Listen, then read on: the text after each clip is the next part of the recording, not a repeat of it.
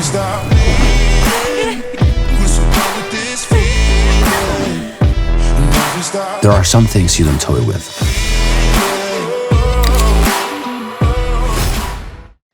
Fantasy app को लेकर इस वक्त देश में युवाओं में जिस तरीके से नेपाल में हमने देखा कि सोशल मीडिया बैन की वजह से गुस्सा देखा जा रहा है, भारत में फैंटेसी ऐप को लेकर गुस्सा देखा जा रहा है। और कहीं ना कहीं अगर आप देखें इस मामले को लेकर कोर्ट में फिर से सुनवाई हुई, जैसा कि हमने पहले भी आपको बताया था कि 8 तारीख को सुनवाई होगी।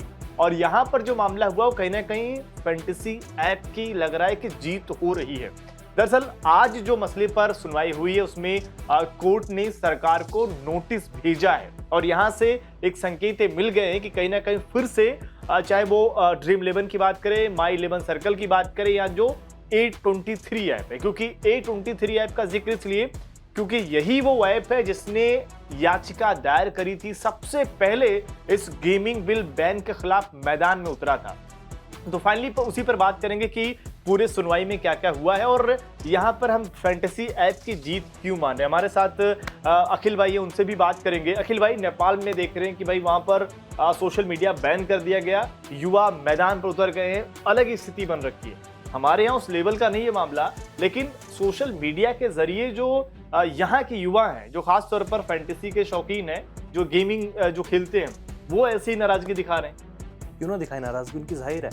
यार आप देखिए ना कि जब से फैंटेसी को लेकर ये खबर सामने आई थी कि भारत सरकार ने गेमिंग बिल पास कर दिया है, तब से हमारे अंकित कितने मायूस चल रहे हैं। बिल्कुल, और सोशल मीडिया पे हम आए दिन ड्रीम11 को लेकर, फैंटेसी ऐप को लेकर तमाम वीडियोस बनाते हैं, इन्फॉर्मेशन शेयर करते हैं कि आज क्या सुनवाई हुई, आगे क्या कार्रवाई होने वाली है, क्या कुछ मैटर चल रहा है। डेली हमको कमेंट्स भी आते हैं कि हमारा मतलब रोजी रोटी पे हमको सरकार ने लात मारने का काम किया है। तो वाकई में गुस्सा फूट रहा था फैंस का। अब कहीं ना कहीं ऐसा लग रहा है कि फैंटेसी ऐप्स की और ड्रीम11 की कहीं ना कहीं जीत होती हुई नजर आ रही है, क्योंकि हाई कोर्ट में मामला पहुंच चुका है और अब जो रिपोर्ट सामने आ रही है कि 11 सितंबर को शायद फाइनल वर्डिक्ट हमारे सामने आ सकता है। यहाँ पर हुआ यही है ना कि आज जो कोर्ट में सुनवाई हुई है इसलिए अहम है क्योंकि हाई कोर्ट ने पहले केंद्र सरकार को नोटिस भेजा है, जिसमें मामला जब गरमाया वहां पर, तो जो सरकार का जो पक्ष रख रहे थे वकील, उन्होंने कहा कि देखिए, क्योंकि इस वक्त क्या है, देश भर में अगर देखा जाए तो 3 जगहों पर जो मामले हैं कोर्ट पहुंच चुके हैं। मतलब कि मध्य प्रदेश में मामला है, केरल में है, दिल्ली में भी, कर्नाटका से तो शुरुआत ही हुई। हाँ, वहीं से शुरुआत हुआ। तो ये मामला कर्नाटका से, केरल नहीं, कर्नाटका से मामला शुरू हुआ, तो अब 3 जगहों पर हो गया। तो ये जब यहाँ पर मामला ज्यादा गंभीर हुआ तो भारत सरकार के वकील ने कहा कि देखिए, काम करिए, तीनों का जो है मसला, इनको कंबाइन करिए और किसी एक जगह ट्रांसफर करके वहां पर सुनवाई की जाए। इसी बात को लेकर जो हाईकोर्ट ने इस मामले को स्थगित कर दिया है। अब इस पर सुनवाई अगली तारीख पर होगी, जो 11 सितंबर तक तो मामला स्थगित रहेगा। लेकिन कहीं ना कहीं जो याचिका दायर की गई थी उसमें कहा गया था कि जो स्किल बेस्ड गेम है, मतलब जो जैसे कि इन फैंटेसी ऐप को लगता है कि ये सारे ऐप तो स्किल वाले हैं, मतलब ये उस तरीके से जुआ वाले नहीं, इनका यही मानना है कि इन गेमों को शुरू किया जाए।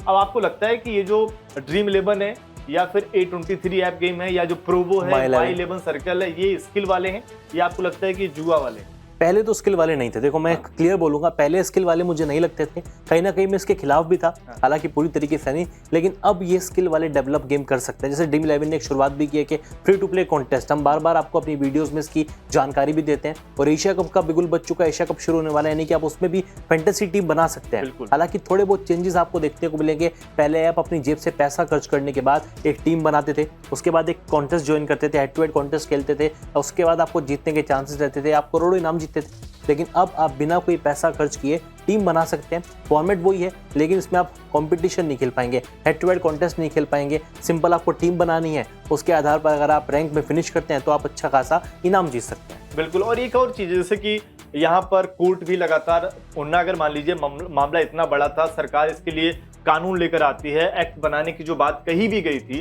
लेकिन फिर भी अगर कोर्ट लगातार सरकार को नोटिस इस तरीके से मामले को सीरियसली ले रहा है, तो क्या ये लग रहा है कि आगे चलकर ये जो फैंटेसी ऐप है ये वापस आ सकते हैं? क्योंकि एक जो मुझे थोड़ा सा लूप होल दिखा, सरकार ने जो ऑनलाइन गेमिंग है उसमें क्या किया है कि 40% टैक्स लगाया, मतलब बढ़ाया है। जब आपने सारे ऐप तो बैन कर दिए, तो ये बढ़ाया किस चीज को लेकर है? कहीं ऐसा तो नहीं कि आगे चलकर ये फिर से वापस आने वाला हो, इस चक्कर में थोड़ा सा भूमिका तैयार की जा रही हो?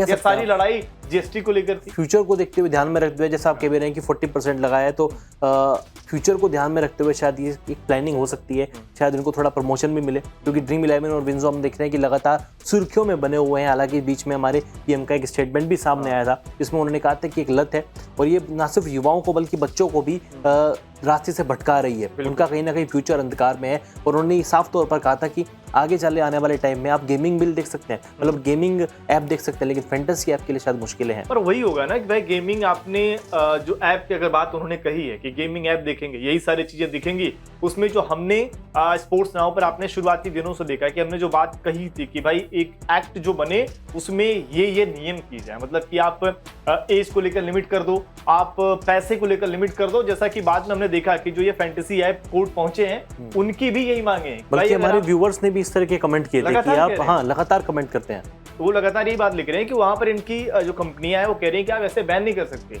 आप जो गलतियां लग रही हैं उसको सुधार करिए ना। आप सीधे मतलब एक तरीके से अगर लोगों की रोजगार जुड़े तो बेरोजगार हो रहे हैं ना वो, मतलब लोग अगर खेलना बंद कर दे रहे हैं, कंपनियां लोगों को जॉब से निकाल रही हैं, तो ये तमाम चीजें हैं। लेकिन अब देखना पड़ेगा कि 11 तारीख के बाद इस मसले पर होता क्या है।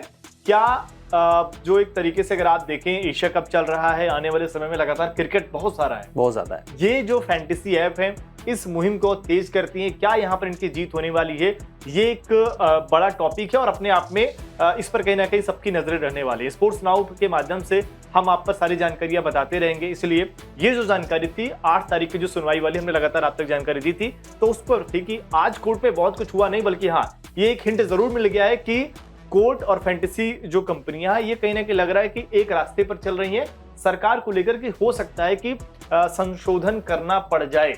ये मुझे जो लगता है कि आज की सुनवाई से ये एक पॉजिटिव चीज जो निकला है। जिस तरीके से विरोध लगातार हो रहा है फैंस का, मुझे भी लगता है कि आने वाले समय में आप एक बार फिर से फैंटेसी ऐप्स को देख सकते हैं। एक बार फिर से आपको इस वीडियो में बता देते हैं कि 8 तारीख को जो सुनवाई हुई इसमें कोर्ट में क्या क्या हुआ। हाई कोर्ट में मामला चल रहा है, हाई कोर्ट ने केंद्र को नोटिस भेजा है। उसके अलावा भारत सरकार के वकील ने मांग की है कि देश में दायर सभी याचिका को एक साथ सुना जाएगा। साथ ही 11 सितंबर तक स्थगित ये सुनवाई हो चुकी है। 11 सितंबर को मुझे लगता है कि फाइनल वर्डिक्ट आ जाएगा।